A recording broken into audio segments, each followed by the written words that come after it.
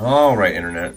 Almost had like a little sneak preview. People peeking in on the video. Let's rotate the frame here a little bit so these words are a little more aligned. They're a little more parallel with the frame here. All right, there we go. How you doing, internet? So you already know, but I like to kind of do the intros to the videos as if you didn't already know. Now, there are a lot of makers and manufacturers out there, and a lot of them engage with the community, and there are a lot of cool people. But just like everybody in your life that you meet, I kind of slurred that. Let's try that again. Let's have some more beer, Tim. Let's have a party. Just like everybody in your life that you meet, certain people you just click with and hit it off more with than others, right? Let's put this in the frame so you know that I'm drinking.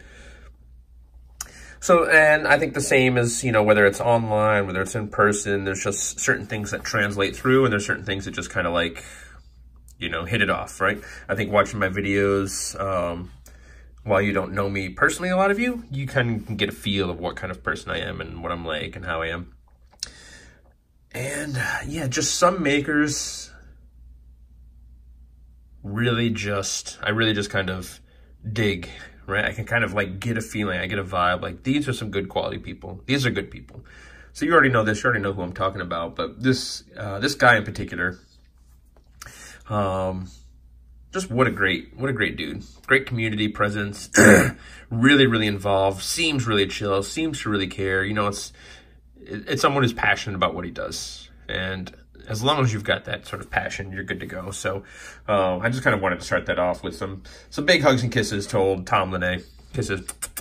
What a great dude. So, so I don't know when this video is going to upload because he sent me this spinner to review. And he said, hey, Tim, you're the most amazing reviewer on the internet, he says. No, he didn't say anything like that, although I know he feels that way.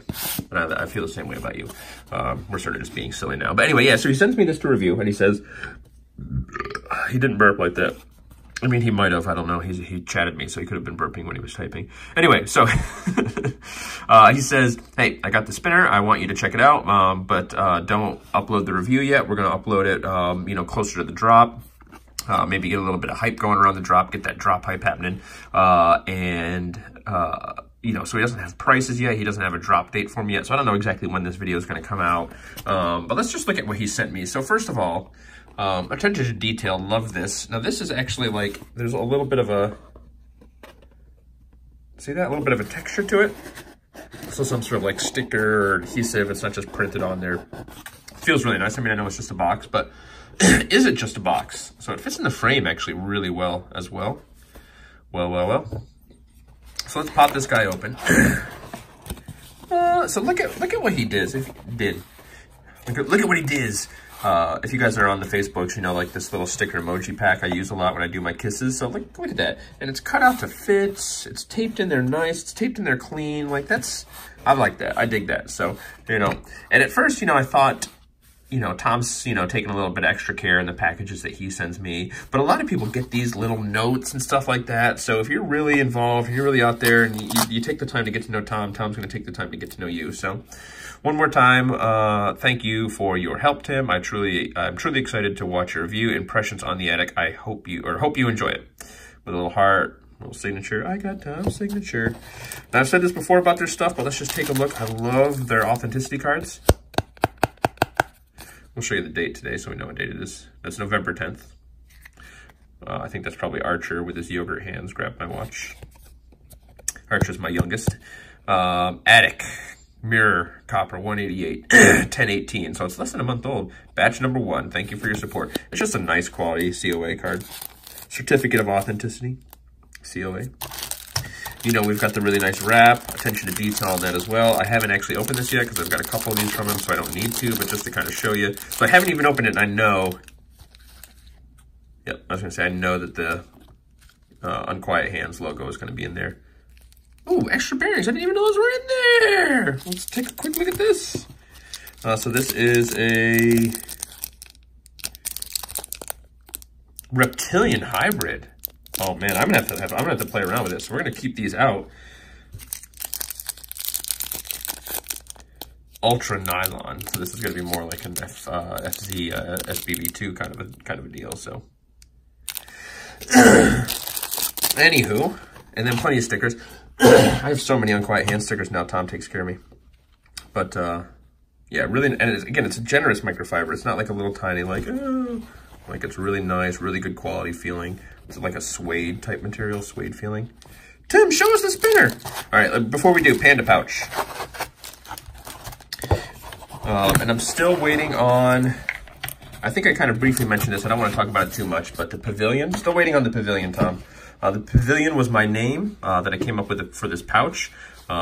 I think the Panda pouch is a great name for this as well, but because of all, and I've mentioned this before, because of all the names of all his spinners have to do with like a lot of internal architectural structures, atrium, attic, arcade.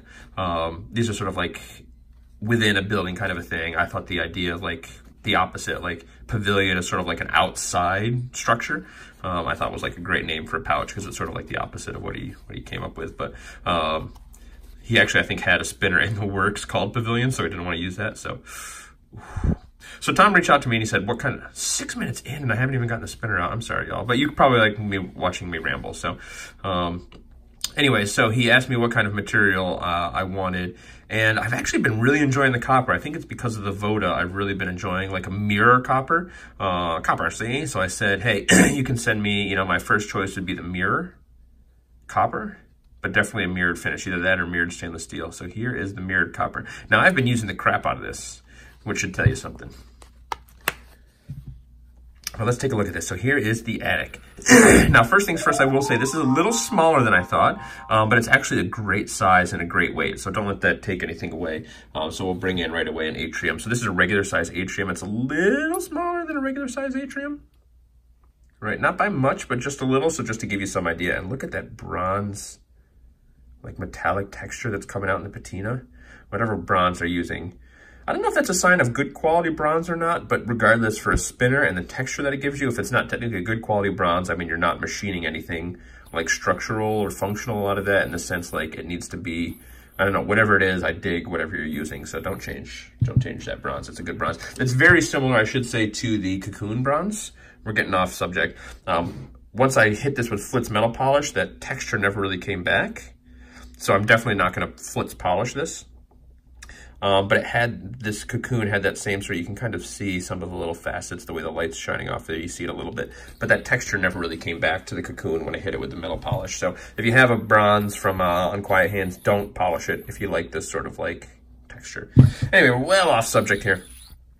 Attic. Oh, Tom, you dirty, dirty bird. You guys know I love the atrium. One of my favorite spinners. Excellent, excellent spinner. I dig it in the bronze. I dig it in the stainless steel with the trit slots. I prefer the cupola caps as opposed to the canopy caps. But and then the arcade. All excellent spinners, but if you guys... So this is just one more way. Aside from the design aesthetic, where there is some similarities to something like Wusa, I've kind of said just like the community kind of service, like Tom really feels like, you know, the Eastern Wusa, right? Like he's got that sort of community involvement. He's got that sort of kind of love and passion. And it turns out the spinners are very similar. So while this is very much along the lines of a sort of like a namaste or a chakra, right? It's very similar in fidgetability and feel and the satisfaction that I get. And maybe it's just the love from Tom, but I feel like there's a little bit of love in these too. This is very much like a, dare I say, internet. A Voda. Yes, that's my Voda. Let you check out the patina on this. This is very Voda-like. Oh my word, this thing is so good. So let me tell you about some of the things that I like about this, because it definitely feels and fidgets very different from a Voda. So I don't mean that in anything like it's fidgetability-wise, but it sort of seems like even though the design and the shape is very similar, this is a huge departure from a Namaste, and in a good direction. This is a pretty big departure from a atrium. In a good direction. So as opposed to sort of like swelling down and out, right, we swell up. So we've got this little dish and then it kind of swells up. So we're putting a lot of more weight to the outside, gives you a more gyroscopic feel. but you know, silhouette-wise, it's very similar. These little grooves are a little bit more acute, so you really get really good pulls off those. You still get great pulls off of this, right? Because you've got this excellent little dish coming in. But I think I would have to imagine it was a design choice because it's swelling up. This needs to be a little bit more acute, and boy, does it work. So if you grab it on the outside, because of the taper, your fingers can kind of like almost sit in like a worry stone. So they can kind of sit in there, bite in real good for a really good pull. Fidgeting with this is just a dream, internet. It's just a dream. It fidgets really well. It's got good balance. It's got a light but solid gyro because you can really get some really great pulls on it. And because that weight is distributed pretty well on the outside, again, it really just feels nice. Now, here's probably my favorite thing about it. One of the things I love about spinners, it's a really solid, low profile kind of feel from a press fit bearing. Now, I took the bearing out of this and I did not re-glue it back in. Oof, look at that. You know, I didn't realize this until kind of looking at this and thinking of these cutouts. This spinner is the love child. So, hey, how are you doing? Oh, I'm doing pretty good. I'm doing all right. Hey, how are you? Hey, I like the curves. You're looking pretty, you're looking pretty cut there. Oh, hey now. Don't look, internet. This is the love child of the Cocoon. That might have been too much. Well, we're not editing it. We're not taking it out. This is the love child of the Cocoon and the Voda. That's what this is. It's got like the Cocoon has that super low profile feel, right? So you got the press fit and these really low, look at the shoulders on these, right? Almost non-existent. So the buttons are really cut in really, really good. And they're not thick buttons. So you can see how thick the button is and how much is cut in to get this little dish. This is really nice as well. This little double ring. I don't know if he has a name for these buttons, but these buttons are fantastic. I really like a smooth dish button, right? I like this button. I like this button. I like this button. But essentially, it feels like if you were to take those two and kind of merge it into this. So there's lots of merging going on in this. But it's got kind of the extra rings, but they're very, very smooth. Excellent, excellent, excellent buttons. Now, same thing with this. I don't have, yes I do. Actually, I did polish these up a little bit and haven't used it quite as much, but there's something about copper, the way it patinas for my hands on buttons, where instead of it was definitely like a mirror polish when I got it, but it gets this sort of like muddied, creamy pink kind of texture. I don't know what the deal is with that and why my hands do that, but anyway. But they're super, super low, so when you're spinning this, you feel like you're really pinching right in on the spinner. I just love that kind of low profile feel. Now, I don't know what Tom's what these are gonna sell for. I know this guy, these were in the $55, $60 range, and I think if you guys remember way, way back when they first came out, he realized he was selling them a little too cheap, and that's a good indication, like he's a man of the people. But anyway, yeah, I think this was 85. I don't know, honestly, I don't think it would be this much. But even if it were upwards of 150 bucks, man, this thing, 150, 200 bucks, I'm almost positive it won't be anywhere near there. I'm just kind of like speculating. I would expect, I don't want to say what I would expect this to be because I don't want to come in less and have you guys thinking like you shouldn't get it. Because almost regardless of what this is, I think this needs to be in a collection. This is going to turn into, it would almost have been great like if this came out like a year ago because this would be such like an iconic piece.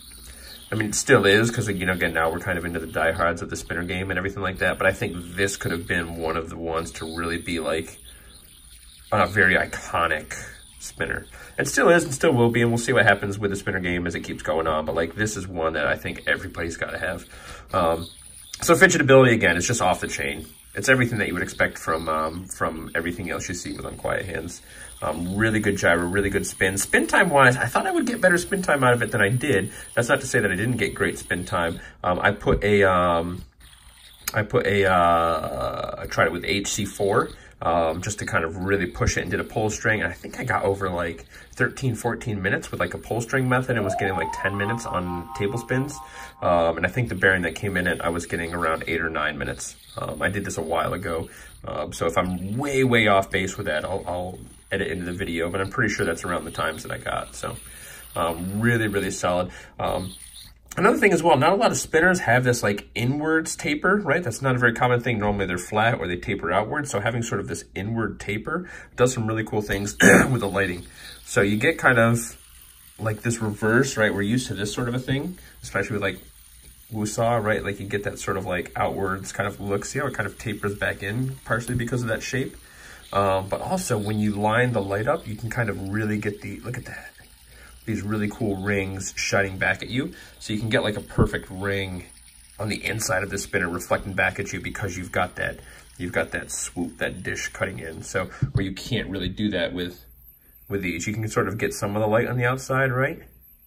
But see how I've got all that light on that side? Because it's not dishing in, I have to get it on just that angle on the outside as opposed to putting it in the middle and having it reflect back at me.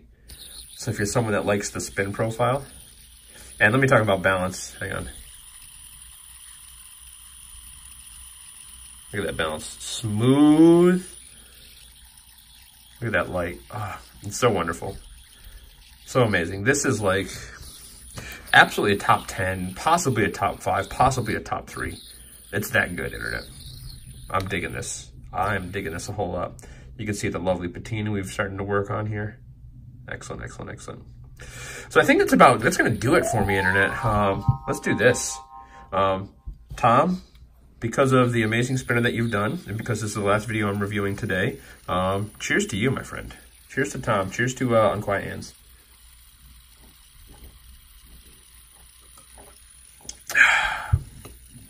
That one's for you, Tom.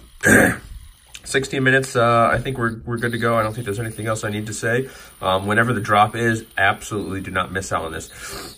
Stainless steel, titanium, and copper. Copper in mirror and stonewash. Stainless steel and titanium in mirror, stonewash, and bead blasted. So there you have it, internet.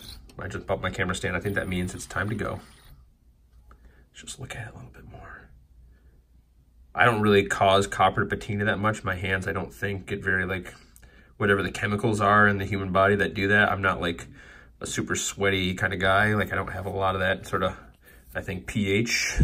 But I think people will get some excellent, lovely patinas out of this. So there you have it, internet. Kisses. Kisses, Tom.